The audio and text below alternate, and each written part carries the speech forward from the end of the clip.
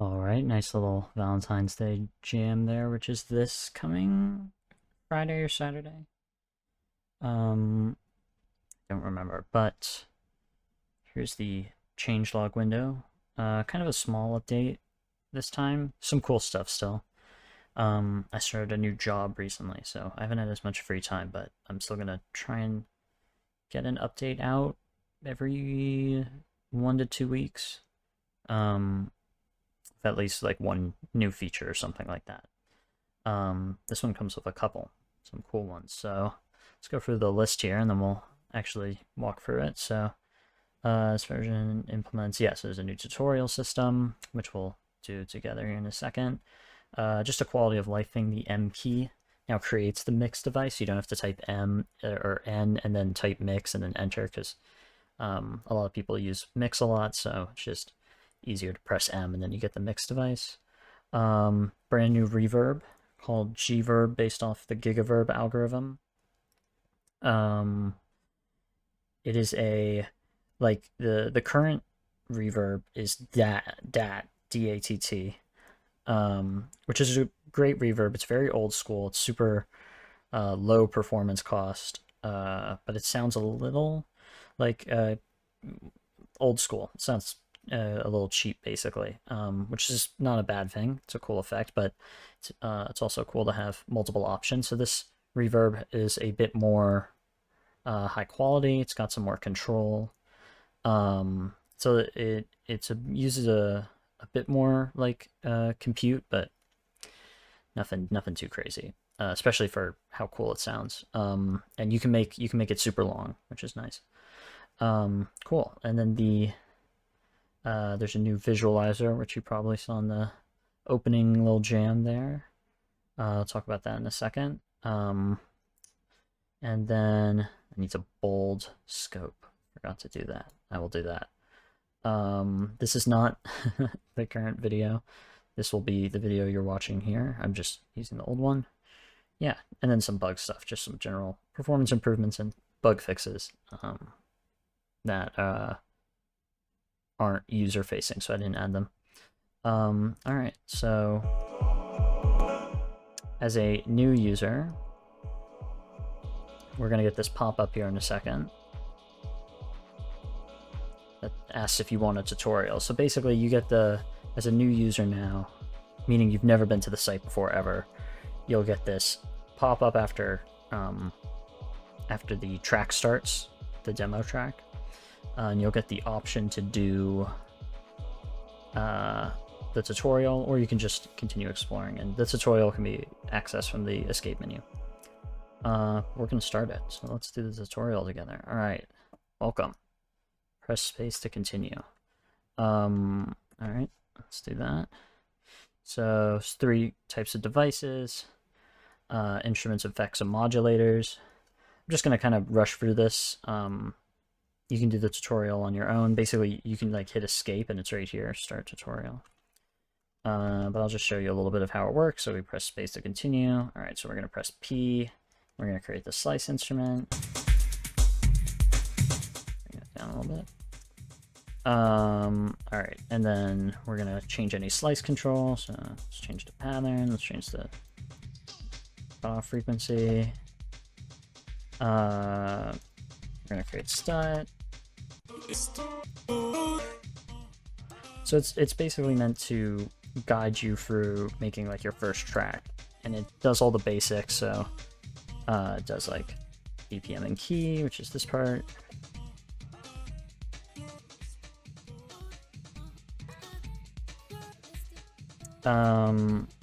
Explains how connections work. Speaking of DAT, let's create a DAT really quick. Next step to it. And let's make it solo by holding shift. This is also kind of me testing it to make sure it works before this update goes out. Alright, so now we make steps M. And we hit the crosshair.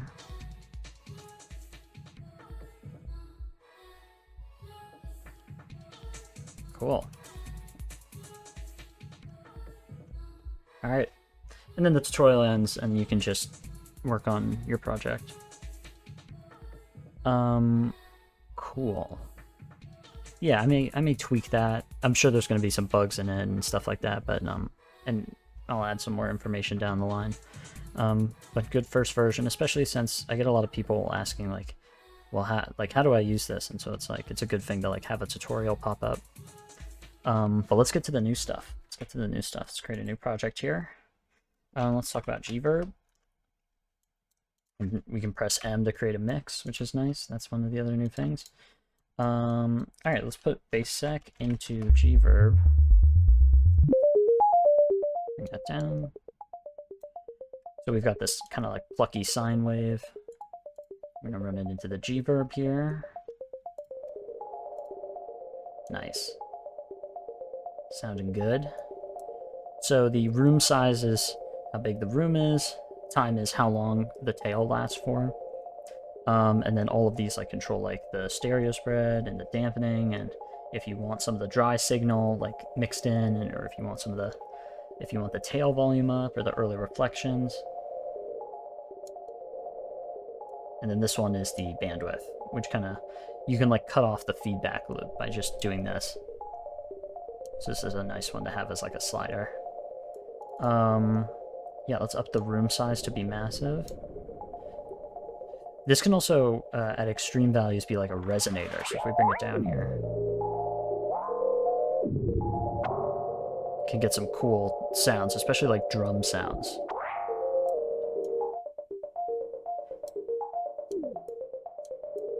But let's pump it.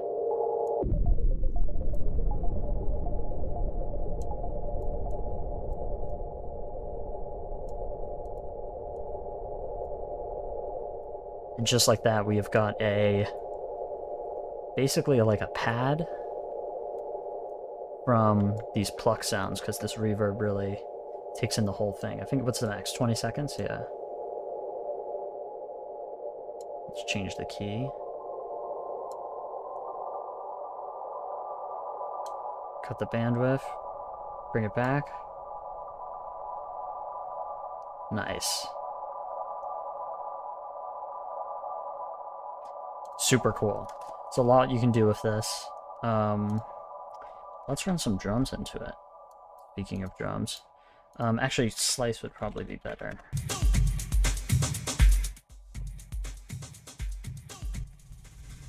Not on this setting. So cool. You can give it like that room feeling.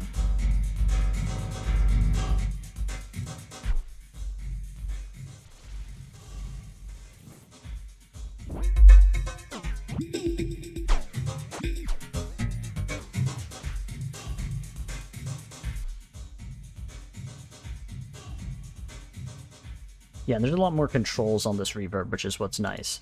With that, it's just like time, the pre-delay, the dampening, and then just the mix. But this one you can really have a lot more control over the shape of the reverb tail, which is super nice. Super, super nice. This is inspired by an algorithm, or an adapted version of an algorithm by, I'm not 100% sure how to pronounce this name, or why there's JU at the end again. Or is that like the R is pushing it, maybe? Oh yeah, I think that's what's going on there. Just looks a little odd. But that name, look them up. They made a very good implementation of this gigaverb algorithm. And I made some small tweaks to it, just to personal taste, and now it's in the system here. Cool. And now let's bring up Viz. This is a visualizer. It's kind of like Scope. This one's more for like entertainment. It's resizable. You can only have one because it's a bit performance intensive. But anything you route into it. So let's bring in some of the original here. It'll start reacting to the audio. And it will switch between, these are the presets basically. It'll like actually transition between them randomly every 20 seconds. So let's give it like 20 seconds. see what the next one is. And they'll do like a smooth transition, which is super cool. Like they'll bleed into each other, kind of. All right, let's see how this next one looks. So if we cut it, oh, so that's the next one. You can see it bled into it, and it's different when we turn the audio off. So here's one with the audio off, and then bring it on, and it's reacting to the waveform. Bring it off. Right? And each preset reacts like a little bit differently. And this one is black for some reason. Interesting. So you can see this one's kind of moving with like the kick here. What's that last one? I gotta delete that last one. Oh no, there it goes. Oh no. Yeah, that's weird. Spiral artifact. Alright, well, goodbye to that preset. Cool. This is one of my favorites. Here's it off. Back on. So cool. If you're familiar with like Foobar or Music Bee or what's the other one called? Winamp. This is called the Milk Drop Visualizer. But it's been built for like the web, which is very cool. Yeah, it's audio reactive, resizable, movable. I'm gonna try and keep them not in like demo projects because not everyone's computer can handle this, especially if it doesn't have like a GPU in it or something like that. So I'm not going to abuse it in like the demo projects, but if you want to use it, like if you know your computer can run it, go ham, go crazy. It's really fun to play around with. This was just a personal thing I wanted to add for a very long time. And I was like, I'm gonna add it this week. Cool. That might just be everything. Only at 12 minutes here. It's gotta be something else. Oh, there's some new demo projects. And I think I said there was going to be an instrument this week, but again, I started a new job, so lost some time. Some things got in the way. This next update, I know I say it every time. This next update's the one. This next update, there's going to be two, in fact. We're going to do two. That'd be cool. Yeah. My plans for the next update are like either the deprecation system or like 2 new instruments or this other idea I had for like sharing projects in a cool way. But yeah, I think that might be everything. I'm kind of getting distracted by the the visualizer here. You could look at this all day, and you can attach it to anything. So if we just like load a right. The other thing about the visualizer is if you hover over it and then hit the lock, you can like prevent it from moving to the next preset. And these presets will recall with projects. So if you save it on a certain preset, it will recall that preset. Bit of a demo here. It was the old one.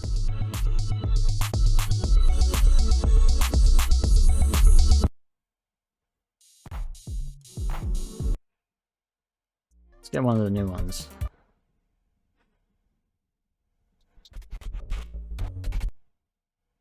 That's the current one. Here's a new one. Yeah. So here's that. Here's the preset that I had it like set to. It's unlocked, so it's gonna go random from here, but I just wanted to start on this one. So cool. It's one of the new demo projects. There's a couple of other new ones. Let's hit the card on this, see what we get. Oh, we are clipping like crazy. Whoops. I think browsers limit the audio so it doesn't get like clippy. Hopefully.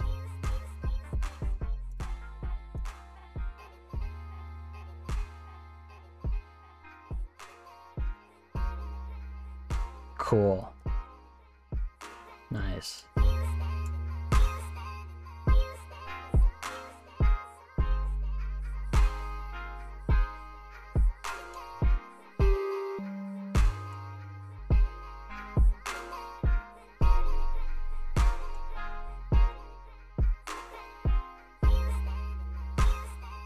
Another cool thing you can do with this is you can right click, lock its position, lock its layer, send it to the back, or let's unlock the position here. We can kind of make it like a background. If your computer can handle it being this this large. Cool. Yeah.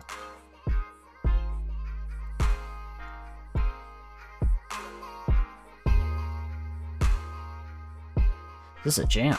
This should be like Heels Remix or something. You know what? I'm gonna do that. Alright. Well, I think that's it. And yeah, I mean, I think I said last time these videos are getting a little long, so it's kind of nice to have like a shorter one. Yeah, let me know what you think of the tutorial and all that kind of stuff. And let's get to the funny video of the day here. Alright, here we are with Polar Bear Encounter. I think the last video I saw was about like those cats trying to get the fish under the ice or something. But this is I've been getting like a lot of like winter and snow videos in my in the recommended. This was one of them.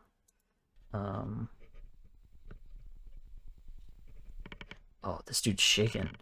Are these guys? Oh, that's a little scary. That is scary. Are these guys violent? I'm not 100% sure. I mean, he seems friendly, but like, are these the like attacking kind of bear? Or are they chill because they're like, oh no, no. I mean, he's very cute, but I'm oh, look at those claws. That was crazy. Look at those nails. Holy cow. Oh, jeez. Look at that's terrifying. I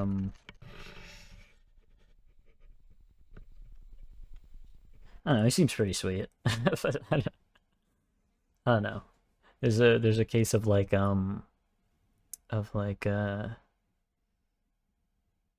like two different perspectives here. Maybe he was just trying to be friends. Something. I don't know.